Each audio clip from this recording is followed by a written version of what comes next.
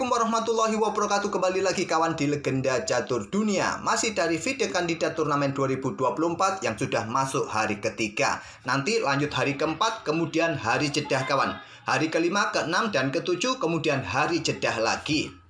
Nah, di hari ketiga ini kawan, ada kejadian yang cukup menarik. Mungkin kebetulan kawan, di hari ketiga hanya ada satu partai yang berakhir menang kalah kawan. Baik di kandidat prianya ataupun di kandidat wanitanya kawan. Nah, partai kemenangan ini diperoleh dari dua bersaudara, yaitu Ramesh Babu Pragnananda dan juga Ramesh Babu Faisali. Pragnananda mengalahkan Vidis Santot Gujati, sedangkan saudara perempuannya kawan mengalahkan Nurigul Salimova. Ya, kebetulan kawan, kemarin juga kebetulan dua bersaudara ini kalah oleh lawan-lawannya kawan.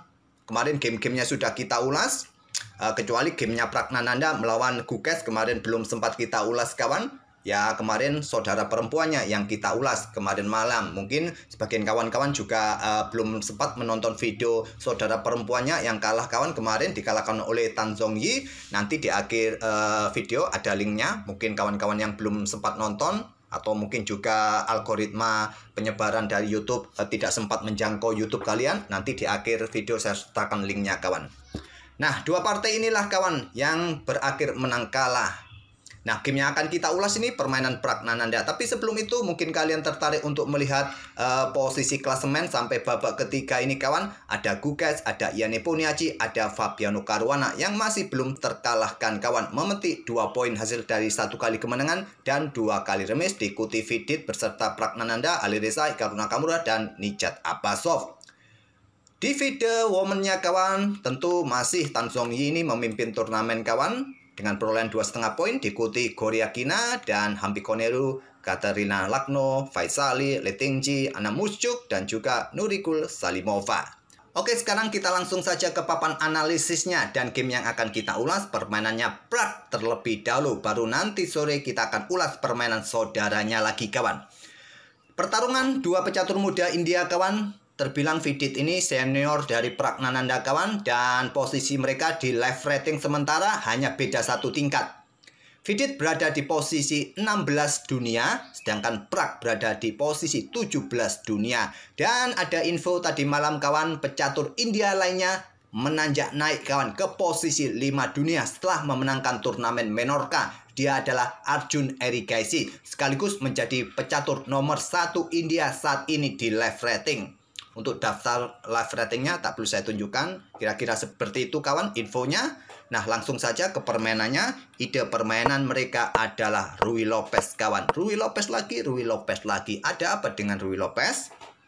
Kemarin kawan-kawan sempat menanyakan hal ini di kolom komentar, dan ada juga respon dari kawan-kawan yang lain. Memang pembukaan seperti Ruy Lopez atau pembukaan pion raja ini kawan merupakan pembukaan yang terbilang cukup lama, kuno, baik Italia ataupun Ruy Lopez. Dan di era modern saat ini pun masih merupakan pembukaan utama kawan. Memang secara teoritis dasar pembukaan catur, pion raja merupakan pion terkuat kawan ketimbang pion menteri. Bobby Fischer yang mengatakan itu kawan, bukan admin. Nah, pembukaan Ruy Lopez ini kawan, memang beberapa grandmaster ataupun admin juga menilai permainan Ruy Lopez merupakan pembukaan yang cukup fleksibel kawan. Baik putih ataupun baik juga buat hitam. Kalau hitam dengan pion E5 dan kuda C6 merupakan pertahanan yang cukup bagus, yang realistis untuk menjaga pion pusatnya dari ancaman kuda F3. Dan dengan pembukaan Ruy Lopez bagi putih kawan, ini juga bisa fleksibel untuk menyerang ataupun juga untuk melakukan pertahanan dari counter-counter hitam kawan. Bisa langsung agresif atau juga bisa menahan di awal-awal pembukaan, cukup fleksibel permainan Ruy Lopez. Dan juga untuk membuat kenyamanan bagi putih kawan, untuk menghalangi counter-counter dari hitam. Itulah kenapa salah satu pilihan utama pemain-pemain top dunia menurut admin ya Ruy Lopez ini, selain Italia ataupun Sicilia Defense. Kalau Sicilia kawan, ini merupakan menurut admin sih salah satu bentuk pertahanan dari pemain yang bertipikal menyerang kawan. Dia tidak ingin berdiam diri menahan serangan putih dengan pion E5, tapi melakukan counter, menciptakan ketidakseimbangan, menciptakan ketidaknyamanan bagi putih kawan. Itulah menurut pandangan admin. Beda lagi mungkin dengan pandangan-pandangan yang lain. Silakan kalian tulis di kolom komentar. Baiknya kalian memilih pembukaan apa kawan. Oke, ke permainannya lagi kawan. Pion B5, ada pion A6, gajah mundur. Dan ini ada langkah yang menarik kawan. Dari Pragnananda di langkah keempat dengan pion F5. Jarang kawan pion F5 dimainkan di turnamen top dunia kawan. Tapi lagi-lagi catur bukan hanya hafalan, tapi ide kawan. Ide untuk menciptakan peluang untuk menang. Mungkin kalian masih ingat beberapa waktu yang lalu permainan dari Magnus Carlsen yang kita ulas kawan menghadapi Gata Kamsky. Gata Kamsky yang pegang hitam langsung bermain dengan pion F5. Magnus kalah dalam permainan endgame kawan. Ini adalah jenis gambit. Bedanya di sini tadi. Nah, pion A6 terlebih dahulu oleh Pragnananda, baru pion F5. Kalau jenis gambit langsung kawan, Magnus pilihan utamanya adalah pion D3 dan baku hantam seperti ini. Magnus kalah permainan endgame kawan. Sekarang berbeda, urutan berbeda, tentu konsekuensinya berbeda. Gajah A4, pion F5, dan di sini pion D4. Melakukan counter attack, di counter juga oleh Vidit dengan pion D4. Pion E pukul pion D4, pilihan utamanya. Kalau kalian memilih dengan pion F pukul pion E4 terlebih dahulu, kuda akan caplok pion ada di petak E5. Mungkin kuda F6, tapi kalau kalian memilih untuk pertukaran kuda terlebih dahulu di pusat kawan di sini, maka berlanjut mungkin menteri ke petak E7, coba rebut kembali pion ini kawan, pick up dengan gajah F4 terlebih dahulu. Ini akan memberikan kesempatan putih kawan. Pion kalian ini lemah, nanti bisa direbut. Sulit kalian mempertahankan pion ini. Kuda kalian pun juga sulit berkembang kawan. Ruang-ruang akan diisi oleh putih lebih cepat.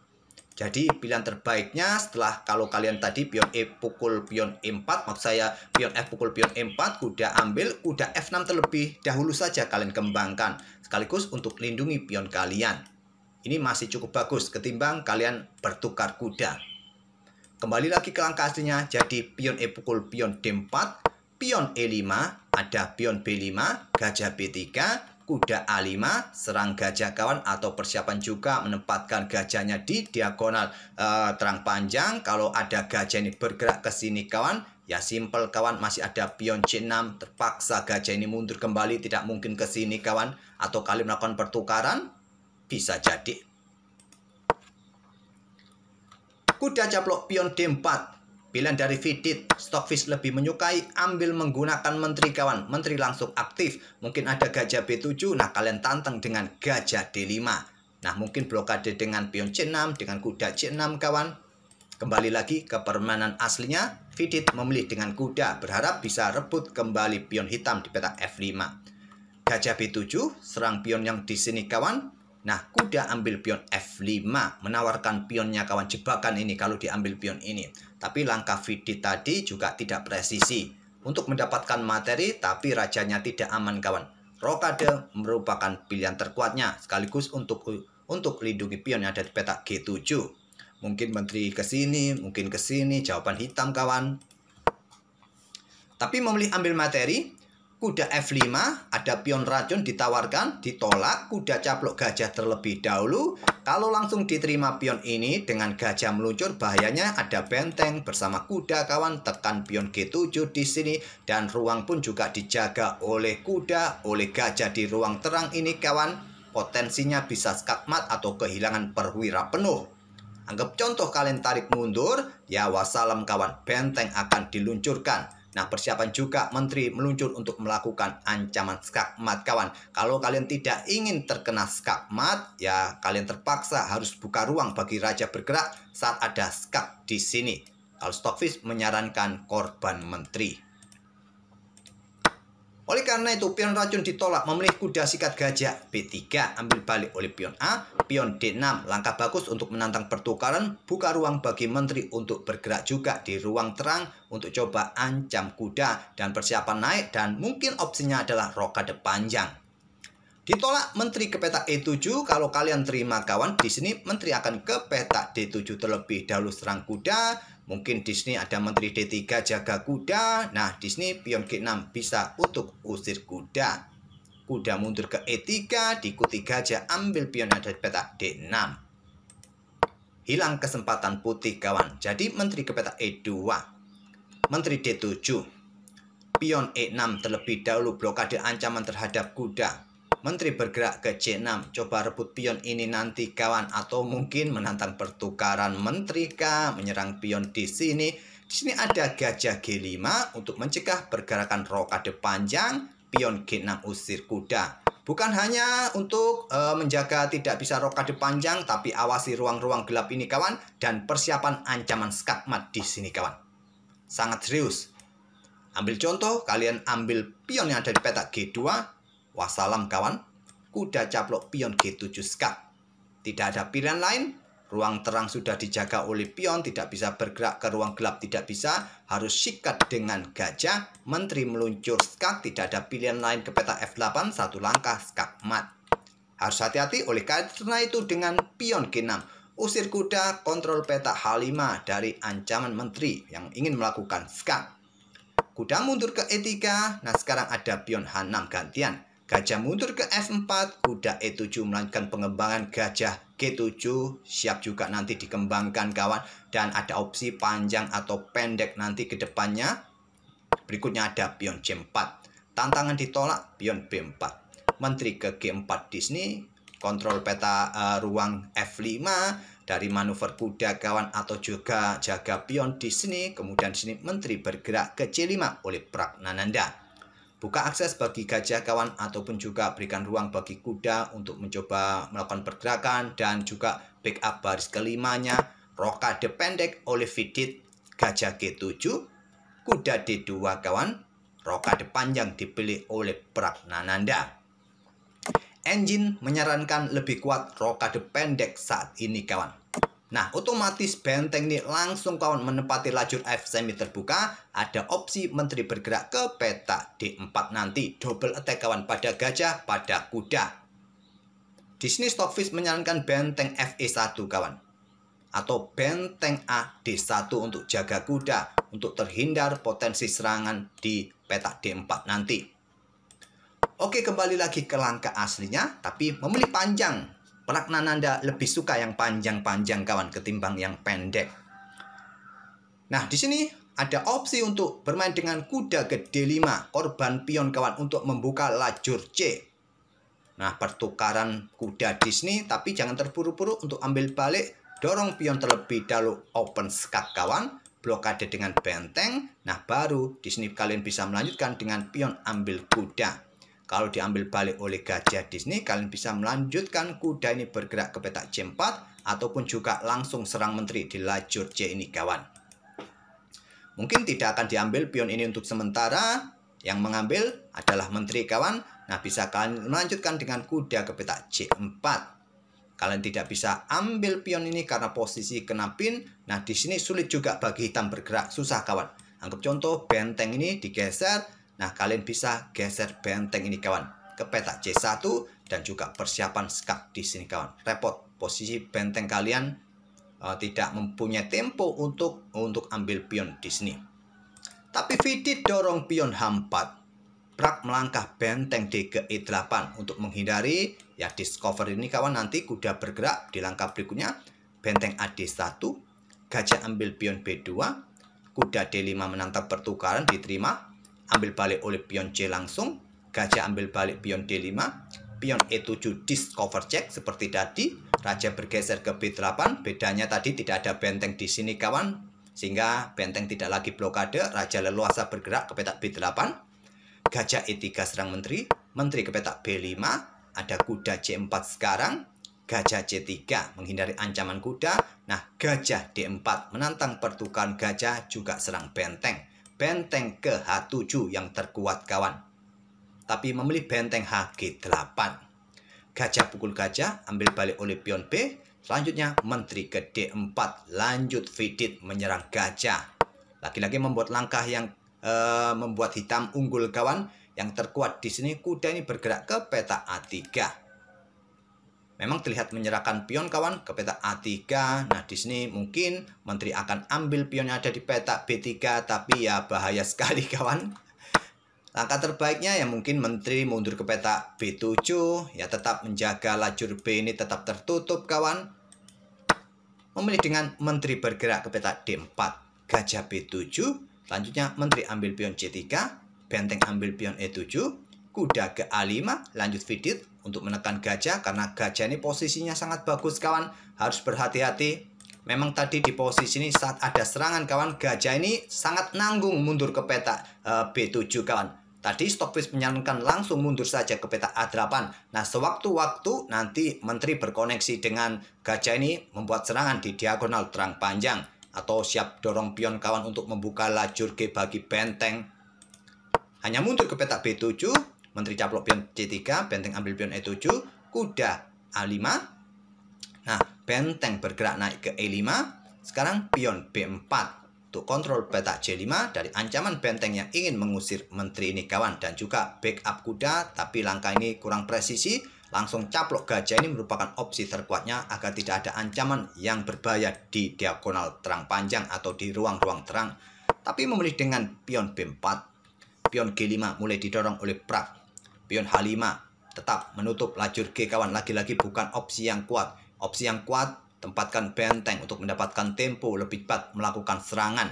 Mungkin benteng ini naik ke peta G7, perkuat baris ketujuhnya. Nah, bisa dilanjut kuda sikat gajah. Memang gajah tadi memang sebaiknya ditempatkan di peta A8 kawan, menjadi senjata pendukung bagi menteri atau benteng-benteng. Memilih dengan pion H5, pion G4 sekarang.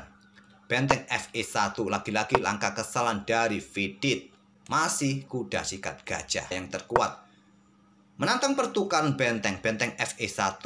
Ditolak dorong pion G3 terlebih dahulu. Baru kuda sikat gajah B7. Pion pukul pion F2. Skat. Ambil oleh raja. Menteri ambil kuda B7. Menteri F3 menantang pertukaran kawan sekaligus untuk blokade ancaman pada peta G2 ini. Dan Pragnananda menggeser benteng E ke G5, menghindari pertukaran di lajur E dan menekan pion G2. Terlebih dahulu vidit menukarkan menterinya. Ambil balik oleh raja, pion dilepas di peta G4, dan diambil oleh Prak. Prak sekarang unggul 2 pion kawan. Tadi kalau seumpama kalian backup di sini, ya pion ini juga lemah, bisa diambil kawan, atau melakukan skak terlebih dahulu untuk mendapatkan tempo. Percuma juga, banyak pion lemah kawan dilepas peta G4. Benteng ambil pion G4. Benteng E6, coba rebut pion yang di sini kawan. Nah, benteng H4 untuk menggiring raja nanti ke sini dan mengawal pion juga. Selanjutnya ada benteng ambil pion H6, benteng G5. Pion sulit dipertahankan kembali, caplok dan menantang pertukaran kawan. Ditolak, bergeser ke peta D7, diikuti benteng ke sini, bisa mendapatkan pion-pion mungkin. Raja bergeser ke C8, benteng E7, benteng E5, menantang pertukaran kawan, ditolak, benteng G7, dan benteng F5. Di sini vidit menyerah. Karena ya raja harus bergerak ke lajur G, terserah kalian mau kemana kawan, ke sini kah? Ya pertukaran benteng nanti sulit dihindari kawan, walaupun bukan pilihan terbaik juga. Kalau kalian ingin simplifikasi, ya skak saja di peta G5 atau membuat pergerakan skak yang lain kawan. Saya rasa pertukaran benteng ini akan mempermudah permainan. Tinggal putih hanya 1 pion melawan 3 pion, sudah cukup membuat hitam menang. Oleh karena itu, di langkah ke-45 setelah benteng F5 skak ini kawan, vidit menyerah. Akhirnya Pragnananda memetik kemenangan pertama pada babak ketiga ini. Dan vidit kemarin sempat membuat permainan yang sangat bagus kawan, mengobrak-abrik Nakamura. Nakamura cepat kolaps kemarin, gamenya sudah kita ulas, tapi sayangnya pada game ketiga ini dia dikalahkan oleh juniornya, Pragnananda. Kita akan bertemu di video-video berikutnya. Terima kasih sudah mampir tiap hari. Wassalamualaikum warahmatullahi wabarakatuh.